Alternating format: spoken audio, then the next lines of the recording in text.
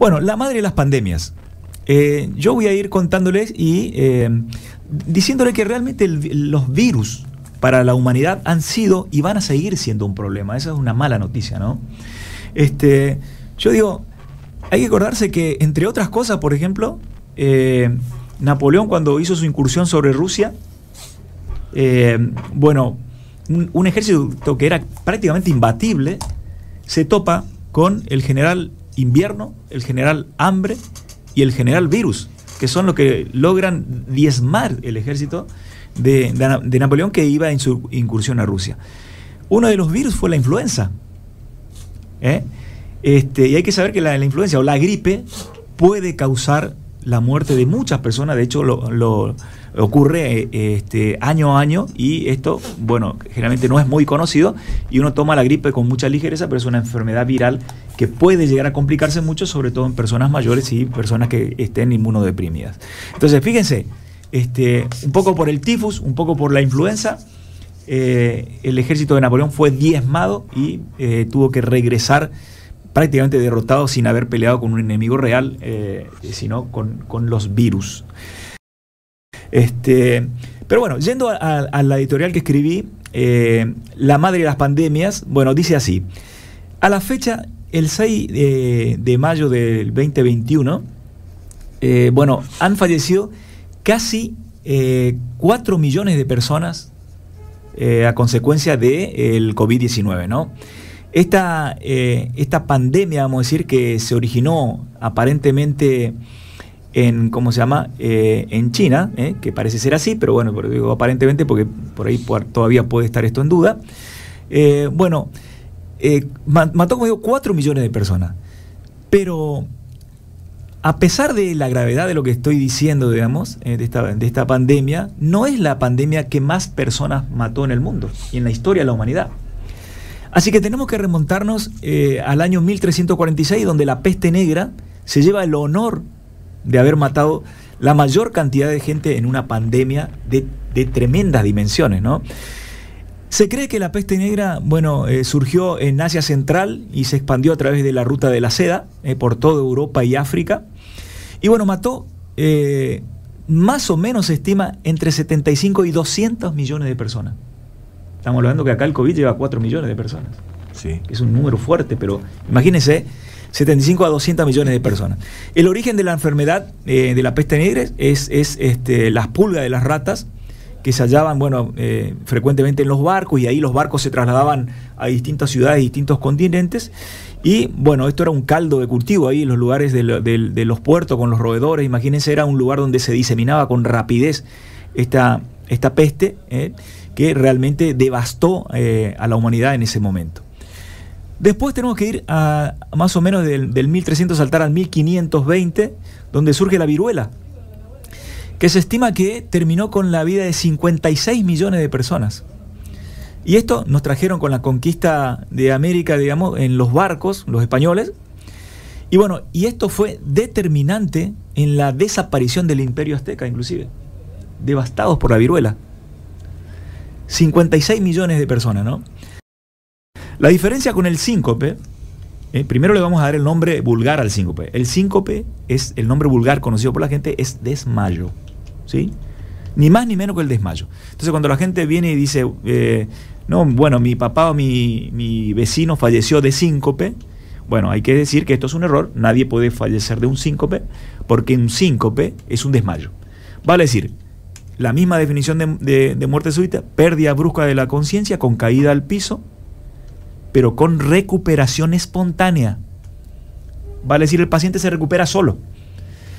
Un desmayo común, si yo puedo bien levantarle las piernas para que lo que llamamos retorno venoso, o sea, la sangre de las piernas vaya más rápido hacia el cerebro y el paciente se recupere más rápido, puede ayudarlo un poquito. Otros le hacen oler un poquito de alcohol o alguna cuestión como esta, pero tienen que saber que si es un síncope, el paciente, así lo dejamos ahí, nos vamos al kiosco a comprarlo, y cuando volvemos el paciente va a estar sentado preguntando qué me pasó y se va a recuperar solo, porque el síncope es un desmayo y no es muerte súbita. Bien, dicho esto, entonces, bien marcada la diferencia. Claro, porque la gente tiene esa confusión y le llama... ¿Sufrió un síncope? Sí. Exactamente. Esto es muy interesante que la gente lo sepa. Entonces, inmediatamente nosotros como médicos, alguien se desploma en la calle, vamos caminando por Junín, en el shopping, alguien se desploma, cae supuestamente desmayado. Yo tengo que constatar si está con vida, si tiene algún signo vital que me dé la señal que está con vida. Si yo voy y ese paciente se está moviendo, tiene pulso y respira, probablemente no deba iniciar ninguna reanimación, porque probablemente se trate de un desmayo o síncope. Ahora, si yo no le encuentro pulso, veo que no respira, no debo demorarme un segundo en ponerlo boca arriba e iniciar la reanimación, que otro día podemos dar algunos lineamientos de cómo se hace esto, porque esto la gente lo debe saber. Pero fíjate lo que es el ser humano. Antes, Pacho, como vos decías, el SIDA, el paciente que sufría de SIDA era totalmente discriminado. Y hoy, por ejemplo, podés tener SIDA y lo primero que te pregunta es si tenés o no COVID. ¿Me entendés? No, nadie está preocupado si el que está al lado de él tal cual está sufriendo de SIDA, ¿me entendés? Entonces, es cierto esto, lo que vos decís. Esto tiene que ver con los modismos, ¿viste? Se ponen de moda las cosas y bueno, y contamos las muertes de esto, contamos la muerte de lo otro. Oiga, y no hay que desconocer que el gran problema de la humanidad es el COVID, ¿no? Y que tenemos que, como decimos todos y se dice en todos lados, tener la responsabilidad de cuidarnos. Eso obviamente que apoyamos esa conducta, porque estamos en un problema serio, ¿sí? Donde la gente se está muriendo, ya digo, 4 millones de personas. Pero lo que yo quiero decir en este editorial es que si vamos a hablar de causas de muerte y vamos a hablar de pandemias, ha habido cosas que la humanidad ha tenido que soportar que han sido mucho más terribles.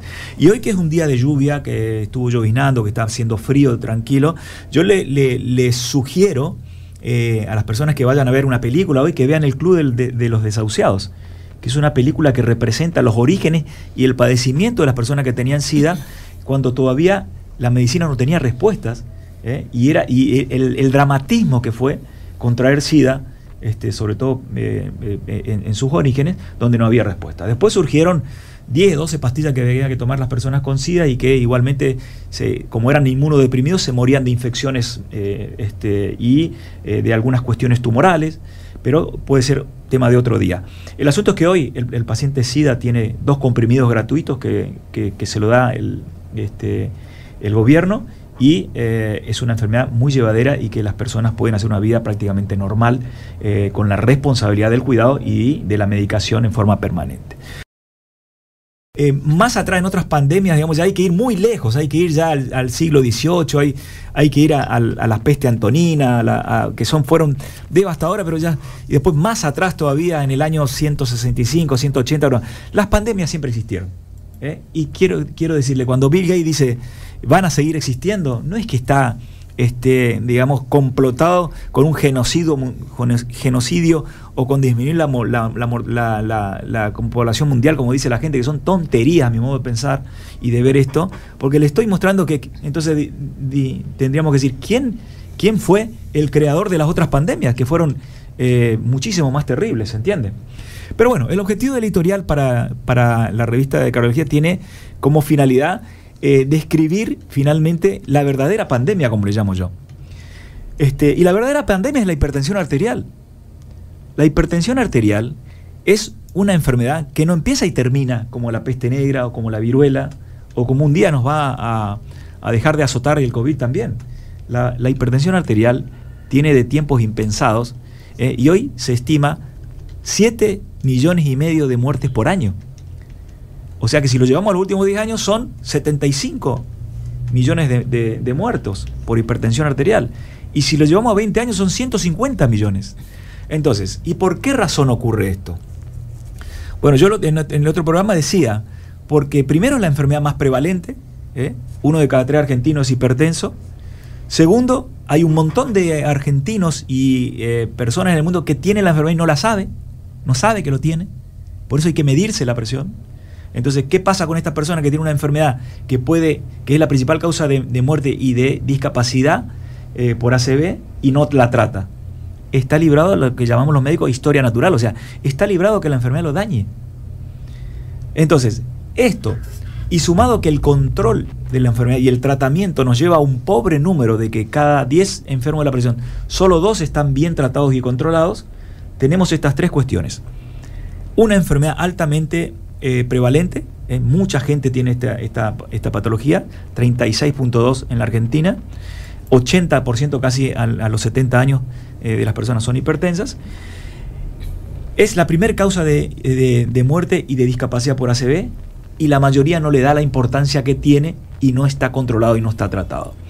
Entonces, si vamos a hablar de pandemia, también tendríamos que hablar de la hipertensión arterial, y digo esto para que nos involucremos más. Con el diagnóstico, yo como ciudadano tengo que saber si tengo presión alta o no, y eso es muy fácil, tengo que medirme la presión. Si la tengo, hacerme cargo y con responsabilidad de cambiar mis hábitos de vida en lo que se refiere a comer mejor, a hacer actividad física, a controlar mi peso y concurrir a las visitas que me propone mi médico sin fisura, sin falta. Entonces, de esa manera vamos a poder estar disminuyendo la mortalidad y la invalidez por esta enfermedad, que para mí es la verdadera pandemia que azota el mundo entero.